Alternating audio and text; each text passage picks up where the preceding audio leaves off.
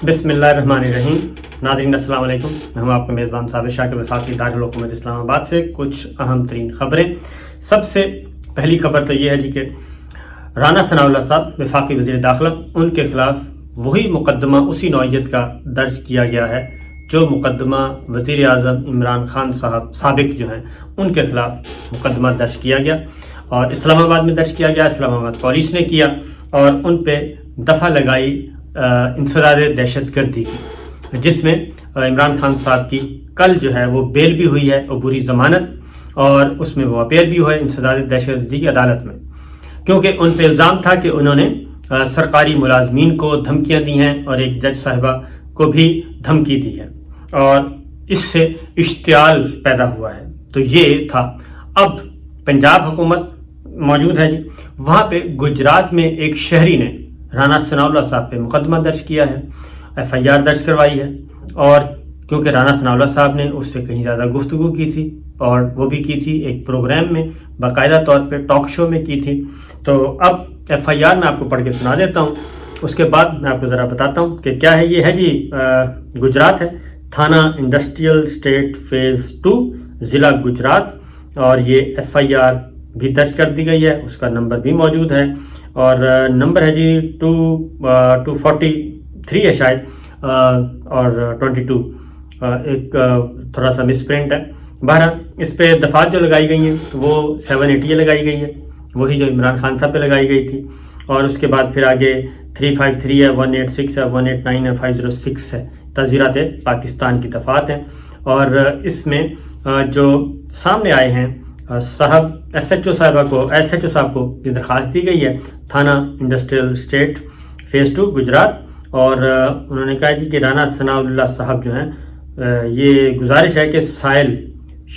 शहबाज असलम वल्द मोहम्मद असलम एक मुहिब वतन पाकिस्तानी शहरी है जिसको अपने मुल्क और इसके इदारों से मोहब्बत है, मुरखा 21 अगस्त को रात 8 बजे इरफान असगर वल्द मोहम्मद असगर सकना झंडीवाल की बैठक में हमरा औरंगजेब वल्द नज़र मोहम्मद और दूसरे दोस्तों के साथ जियो न्यूज़ प्रोग्राम नया पाकिस्तान देख रहा था। इस प्रोग्राम में राना सनाउल्लाह मेहमान के तौर पे अपने ख्यालात का इजहार कर रहा था। प्रोग्राम के एंकर ने राना सनाउल्लाह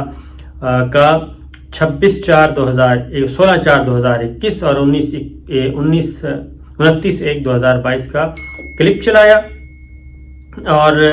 क्लिप चलाने के बाद उन्होंने कहा जी चलाया जिसमें पाकिस्तान की अदलिया के घेराव, उनको आईनी काम से रोकने और सरकारी इदारों के मुलाजमीन को धमकियां और उनके बच्चों को जान से मार देने की धमकी। राना सनाउल्लाह की धमकियां में अल्फाज का मतन दर्ज झेल है कि पाकिस्तान की अदलिया और उसका कोई जज तुम्हारा साथ नहीं देगा, हम उस अदालत और जज का घेराव करेंगे जो तुम्हारे एजेंडे को परवान चढ़ाएगा और चीफ सेक्रेटरी साहब आपको इस बात का जवाब देना पड़ेगा, आपने इधर ही रहना है, आपके बच्चों ने भी इधर ही रहना है, कमिश्नर लाहौर साहब आपने भी इधर ही रहना है और आपने सर्विस भी करनी है। राना सनाउल्लाह की इस तकरीर का मकसद पाकिस्तान की अदलिया, चीफ सेक्रेटरी, कमिश्नर और दूसरे सरकारी मुलाजमीन और पाकिस्तान अवाम को दहशत ज़दा करना था और उनको सरकारी काम को करने से धमका कर रोकना था ताकि वो अपनी कानूनी जिम्मेदारियां पूरी ना कर सके। राना सनाउल्लाह ने इस तकरीर से इंतजामिया, अदलिया, पुलिस, ब्यूरोक्रेसी, अवाम उन्नास में दहशतगर्दी और खौफ व हरास फैलाया और मैं और मेरे साथ बैठे इरफान असगर, औरंगजेब और दीगर लोगों को इस धमकी में इस कलब को सुनकर उनमें बेचैनी और दहशत फैल गई। मैं मुहिब वतन पाकिस्तानी तौर पर आपसे दरख्वास्त करता हूँ कि पाकिस्तान की अदलिया का घेराव करने, चीफ सेक्रेटरी और उसके बच्चों को जान से मार देने की धमकी, कमिश्नर और लाहौर इंतजामिया को ज़बरदस्ती काम से रोकने, ज़बरदस्ती रोकने पर अदलिया पर दबाव डालने और दहशतगर्दी फैलाने पर राना सनाउल्लाह के खिलाफ मुकदमा दर्ज करके कार्रवाई की जाए और इबरत का निशाना बनाया जाए ताकि किसी को भी मुल्क पाकिस्तान के इदारों के खिलाफ बोलने की हिम्मत पैदा ना हो सके।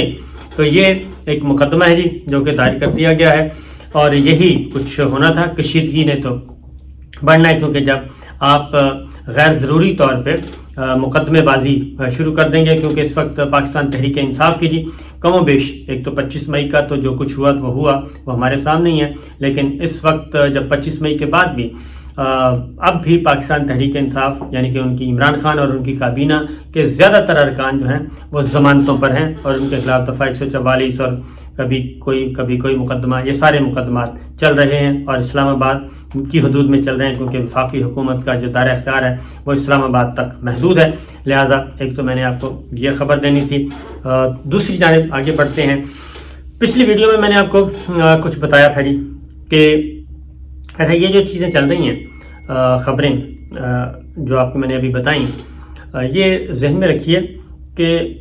ایک طرف تو ٹینشن اور کشیدگی بڑھ رہی ہے، لیکن دوسری جانب کچھ بیچ بچاؤ کرانے کی بھی کوشش کی جا رہی ہے،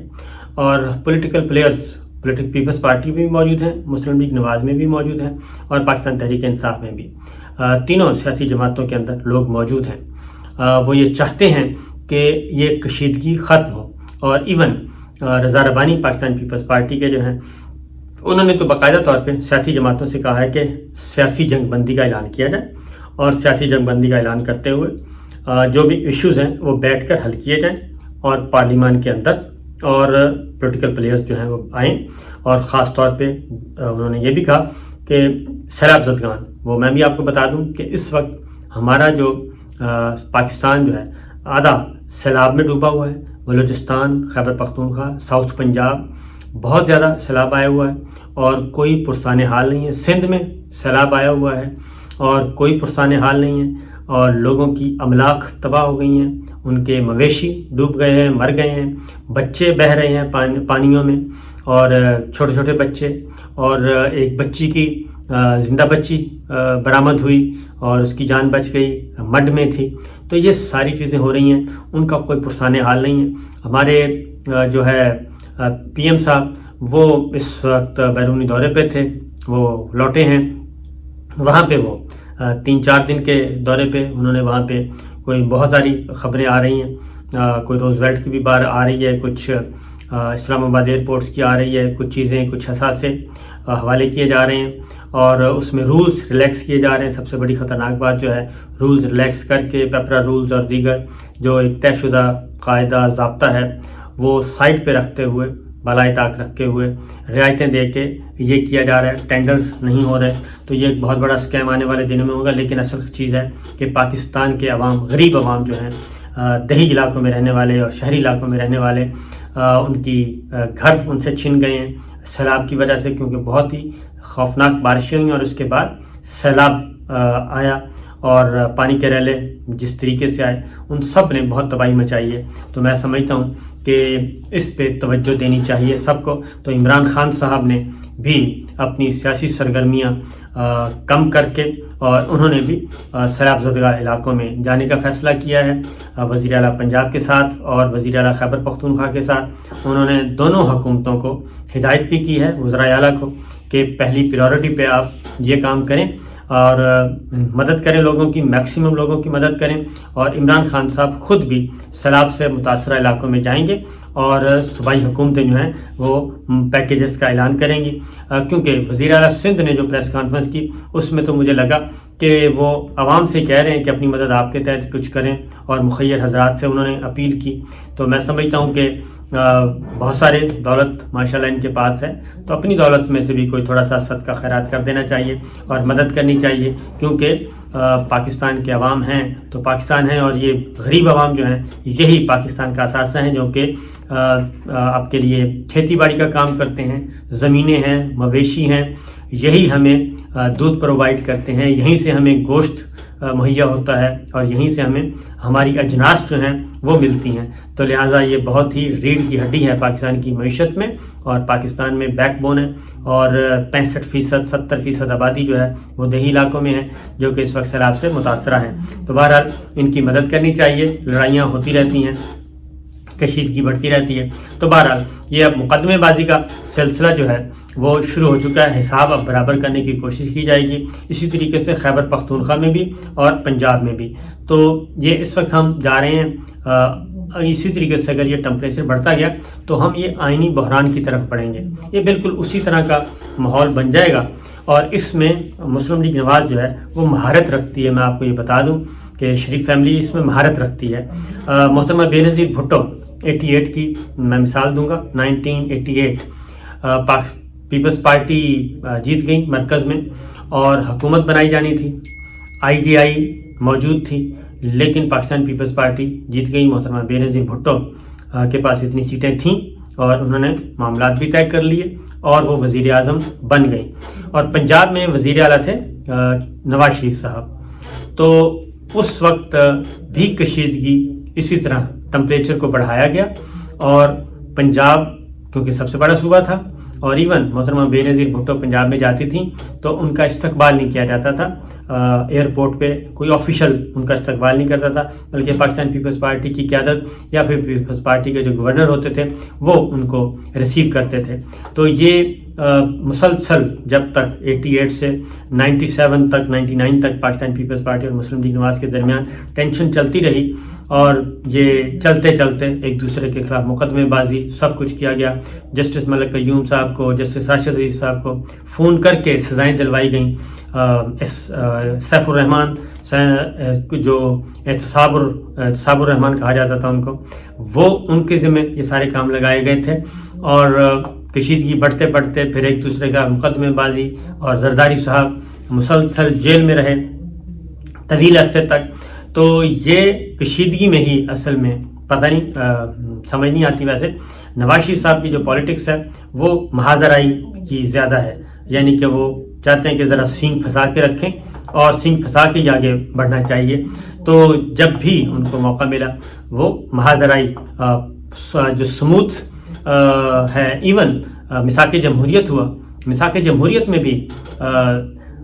بہت پہلے مسلم لیگ نواز اور پیپلز پارٹی کولیشن گورنمنٹ بنی پرویز مشرف صاحب کے زمانے میں، لیکن پھر نواز شریف صاحب نکل گئے افتخار چوہدری صاحب کا بہانہ بنا کے پوری کی پوری کابینہ کو لیا. پھر انہیں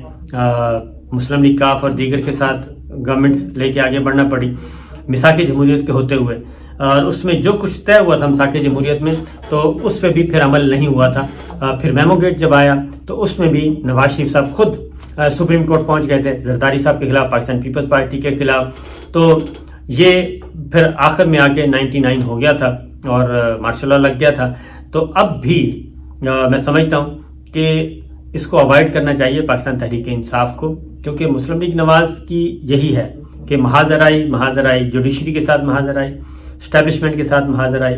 اور سیاسی جماعتوں کے ساتھ، اپوزیشن کے ساتھ محاذرائی. اور اب بھی آپ دیکھ لیں کہ سزا بھی ہو گئی، ڈسکوالیفائی بھی ہو گئے، لیکن نواز شریف صاحب اور مریم صاحبہ نے کوئی رعایت نہیں کی. General army chief general Qamar Javed Bajwa صاحب سے، جنرل فیض حمید صاحب سے، جرنیلوں کے نام لے لے کے انہوں نے وہ کچھ کیا جو تصور بھی نہیں کیا جا سکتا تھا. اور پھر انہوں نے اسی پالیسی کے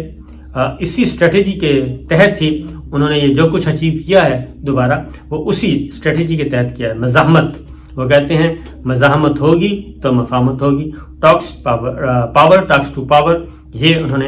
اسٹریٹجی بنائی اور اس میں کامیاب رہے. تو اب پھر وہی چیز ہو رہی ہے. تو اب ذرا تھوڑی سی چودھری پرویز الہی صاحب بیٹھے ہیں پنجاب میں، وہ کافی سمجھدار آدمی ہیں اور یہ جو FIR درج ہوئی ہے رانا ثناء اللہ صاحب کے خلاف بڑی سوچ سمجھ کے اور بڑے دماغ استعمال کر کے انہوں نے کیا ہے. یہ چلتے چلتے FIR درج نہیں ہوئی. تو بہرحال دیکھتے ہیں کہ اب رانا ثناء اللہ صاحب ضمانت کروائیں گے، ضمانت کروا کے ہی وہ پنجاب میں داخل ہو سکیں گے. پنڈی نہیں جا سکتے اور وہاں پہ بھی ظاہر ہے پولیس موجود ہے، مقدمہ درج ہو گیا ہے، پنجاب گورنمنٹ اور پنجاب پولیس ان کی تلاش میں ہے. تو دیکھتے ہیں جی کیا ہوتا ہے. اجازت دیجیے، اللہ حافظ.